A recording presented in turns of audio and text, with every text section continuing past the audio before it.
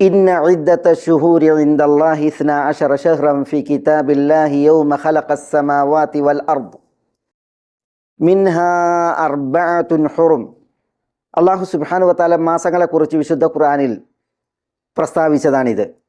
മാസങ്ങൾ അള്ളാഹുവിൻ്റെ അടുക്കൽ വാനങ്ങളെയും ഭുവനങ്ങളെയും പടച്ച നാളിൽ 12 മാസങ്ങളാണ്. അതിൽ 4 മാസങ്ങൾ ഹുറും പവിത്ര മാസങ്ങളാണ്.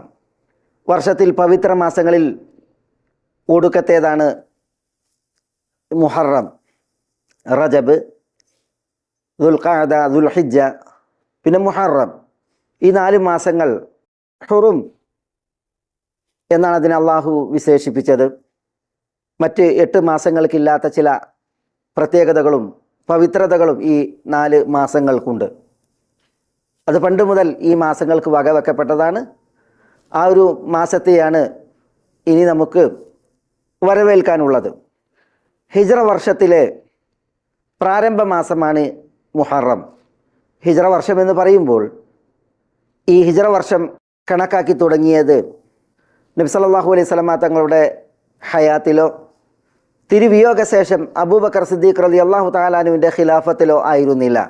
പ്രത്യുത അമീറുൽ മുഅ്മിനീൻ ഉമർ റളിയല്ലാഹു തആല അൻഹു ഇവിടെ ഭരണം കൈയാളിയ നാളിൽ ഉമർ അമീറുൽ മുഅ്മിനീനാണ് ഹിജ്റ വർഷം കണക്കാക്കി തുടങ്ങിയത്.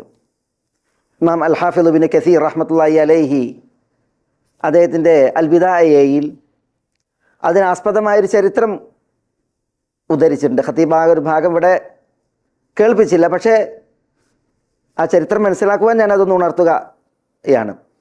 അന്ന് ഉമർ റളിയല്ലാഹുവിൻ്റെ അടുക്കലേക്കൊരു സക്ക് ഉയർത്തുകയുണ്ടായി എന്നാണ്. അതിലൊരു വ്യക്തി മറ്റൊരു വ്യക്തിക്ക് നൽകാനുള്ള കടം അതിൻ്റെ സമയം ആയെന്നുള്ള അറിയിപ്പാണ് ഉണ്ടായിരുന്നത്. ആ സക്ക് ഉമർ റളിയല്ലാഹു അൻഹുവിന് ലഭിച്ചപ്പോൾ ഷഅബാനിലാണ് കടം നൽകേണ്ട സമയം എന്ന് എഴുതിയിട്ടുണ്ടായിരുന്നു, രേഖപ്പെടുത്തിയിട്ടുണ്ടായിരുന്നു.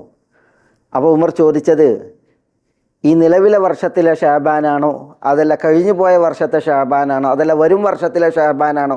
അത് ഇതിൽ നിർണിതമല്ലല്ലോ.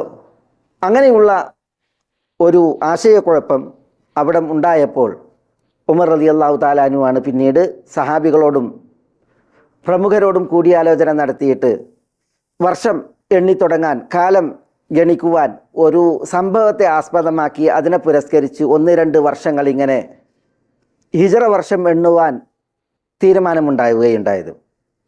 അപ്പോൾ ഏതൊരു സംഭവത്തെ പുരസ്കരിച്ച് ഇങ്ങനെ വർഷം 1-2 എന്നുള്ളത് അതിനെ തുടർന്ന് അതിനെ ആസ്പദമാക്കി എണ്ണാം. പല അഭിപ്രായങ്ങൾ അന്ന് ഉയരുകയുണ്ടായി. പക്ഷേ ഉമർ റളിയല്ലാഹു തആല അൻഹു നബി സല്ലല്ലാഹു അലൈഹി വസല്ലം മക്കയിൽ നിന്ന് മദീനയിലേക്ക് ഹിജ്റ വന്ന ആ വർഷത്തെയാണ് ഹിജ്റ വർഷം എണ്ണുവാനുള്ള അടിസ്ഥാന സംഭവമാക്കി നിശ്ചയിച്ചത്. അത് ലിദുഹൂരിഹ വശ്തിഹാരിഹ എന്നാണ് ഇബ്നു കസീർ അതിൻ്റെ വിഷയത്തിൽ പ്രയോഗിച്ചത്. കാരണം നബി സല്ലല്ലാഹു അലൈഹി വസല്ലം തങ്ങളുടെ ഹയാത്തിൽ പല സംഭവങ്ങൾ ഉണ്ടായിട്ടുണ്ട് എങ്കിലും ഏറ്റവും പ്രസിദ്ധവും പ്രകടവുമായ സംഭവം അത് ഹിജ്റയായിരുന്നു.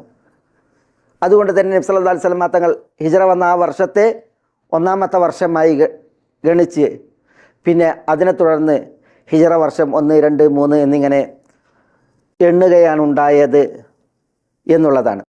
ഇന്ന ഹാദിഹി തദ്കിറ ഫമൻ ശാഅ അത്തഖദ ഇലാ റബ്ബിഹി സബീല.